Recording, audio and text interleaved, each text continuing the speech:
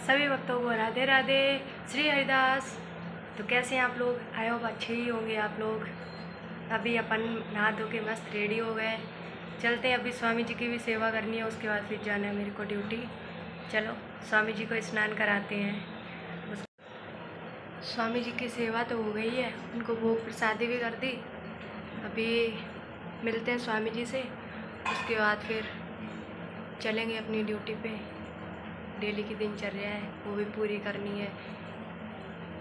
चलें अभी मिल लेते हैं स्वामी जी से, उनको भी तो बोल के जाना पड़ता है ना। घर पे लड्डू गोपाल हैं, ठाकुर जी हैं, सेवा करते हो जब भी आप लोग, तो थोड़ा थोड़ा उनके साथ भी घुल मिल के रहो, ताकि उन्हें ये ना लगे कि हाँ मैं इस सिंहासन पे अकेला बैठा हूँ, मुझसे कोई कुछ बात नहीं करता है। उन्हें ऐसा फील नहीं होना चाहिए ना, वो भी तो हम जैसे ही हैं। अगर आप अपनी सारी दृष्टि में देखोगे तो वो भगवान है, अगर अपनी दृष्टि अपने भाव से देखोगे तो वो भगवान नहीं। आपके वो किसी भी रिलेशन में हो सकते हैं, आप उनको भाई मानते हो या फिर आप उनको सखा मानते हो, जिस रूप में आप उनको मानते हो, जो भी हमारे ठाकुर जी को भाव से कहीं भी प्रकट किया जा सकता है। तो हमारे बिहारी जी भाव के भूखे हैं, ना कि धन और दौलत के। कई लोग आते हैं, हमने बहुत सारे लोगों को देखा है वीआईपी लाइन में, जितने भी लोग दर्शन करते हैं तो आए बिहारी जी में, पैसे दिखाए, वीआईपी में घुस गए, दर्शन कर लिए। लेकिन हमारे बिहारी जी जो हमारी सखियों के साथ और जो उनके प्रेमी हैं, उनके जितने भी सखा हैं, जिस तरीके से वो उनको दर्शन कराते हैं, वो शायद वीआईपी वालों को भी दर्शन नहीं होते हैं। क्यों? क्योंकि वो पैसे दे के दर्शन करते हैं और हम बिना पैसे के पूरे फुल आनंद में दर्शन करते हैं। जो फुल आनंद में दर्शन करते हैं बिना पैसे, वो हमारे बिहारी जी कराते हैं, जो खुद पैसे दिखा के उन्हें वो आनंद नहीं मिलता है। तो कोशिश यही करो भक्तों कि आप वीआईपी में जाओ तो सही, कोशिश करो, लेकिन एक बार उससे पहले आप बिहारी जी को बोलो कि मुझे वीआईपी से दर्शन तो करने हैं, लेकिन पैसे दे के नहीं, भाव से। देखो बिहारी जी अपने आप से आपको हाथ पकड़ के वीआईपी में क्या, आपको अंदर भी बुला लेंगे, क्योंकि भाव के ही तो भूखे हैं, वो कुछ भी कर सकते हैं। तो आप अपने भाव प्रकट करो, वो स्वयं वहीं प्रकट हो जाएंगे। चलते हैं दुकान पे भी, क्योंकि टाइम भी हो रहा है, 11 बजने जा रहा है, ड्यूटी का टाइम हो रहा है। चले। श्री हरिदास। सभी भक्तों को राधे राधे। श्री हरिदास। मैं अभी दुकान से घर आ गई हूँ, 7:30 बज गए। वैसे 7 बजे छूटते हैं, थोड़ा दुकान पे ज़्यादा कस्टमर थे तो टाइम हो गया। टाइम हो रहा है 7:30, 7:30 बजे मैं रूम पे आ ही जाती हूँ वैसे भी।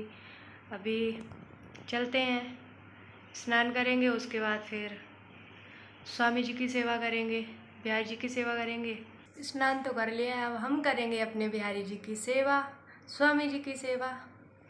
अभी बिहारी जी को भोग लगाते हैं, स्वामी जी को भोग लगाएंगे, उसके बाद फिर भोग प्रसादी भी लग गया और हमने भी पा लिया। अभी चलते हैं बिहारी जी, क्योंकि 9:02 हो रहे हैं, बिहारी जी की आरती का टाइम हो रहा है। और आरती करने के बाद आनंद प्राप्त करेंगे बिहारी जी की अमृत वर्षा का, उसके बाद मिलते हैं स्वामी जी से। चलते हैं फिर बिहारी जी।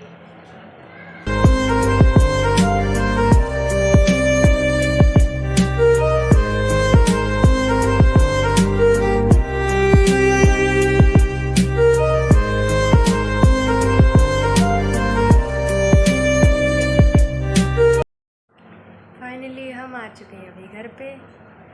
मंदिर में सेवा हो गई, अब करते हैं अपने घर पे सेवा। चलो बिहारी जी को लगाते हैं दूध का भोग, उसके बाद करवाएंगे स्वामी जी को शयन।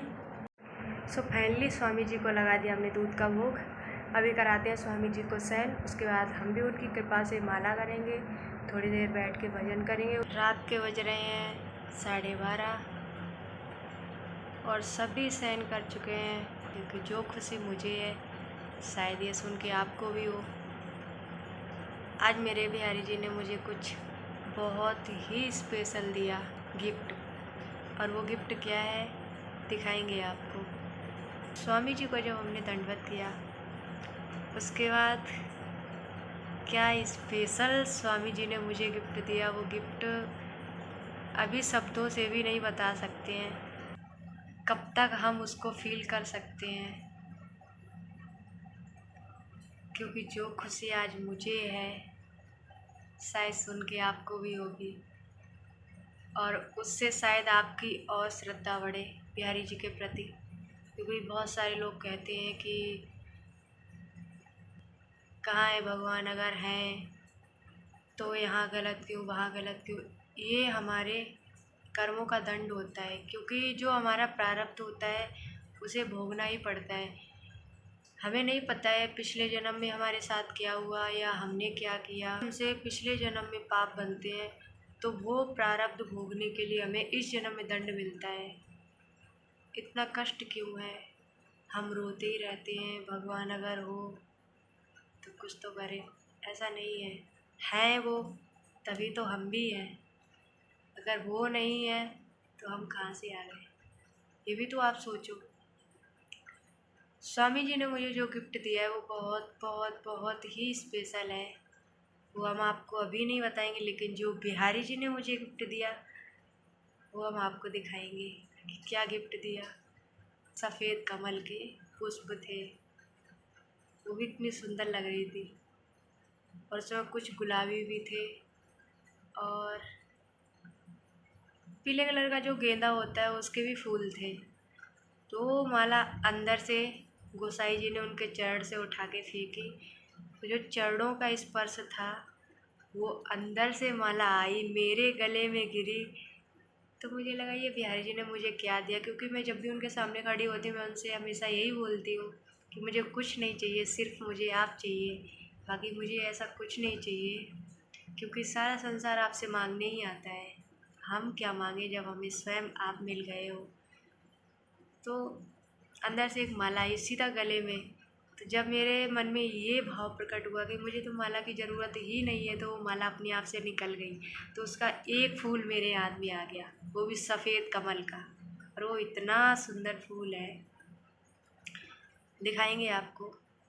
वो खुशी, दूसरा मेरे स्वामी जी की खुशी, वो भी मैं आपको बताऊंगी कि आज स्वामी जी ने कितना स्पेशल गिफ्ट दिया है मुझे। आई होप आपको मेरा ब्लॉग पसंद आया होगा। चैनल को सब्सक्राइब एंड वीडियो को लाइक कर दो, एंड वीडियो को शेयर करना ना भूलें। मिलते हैं आपको नेक्स्ट ब्लॉग में, जुड़े रहो मेरे साथ। तो मुझे जो बिहारी जी ने गिफ्ट दिया था वो गिफ्ट ये है। ये पॉकेट में रखने के कारण ऐसा हो गया, थोड़ा सा मुरझा गया, लेकिन जब ये मुझे दिया था बिहारी ने तो ये इतना सुंदर था, इतना फिर भी बहुत प्यारा लग रहा है।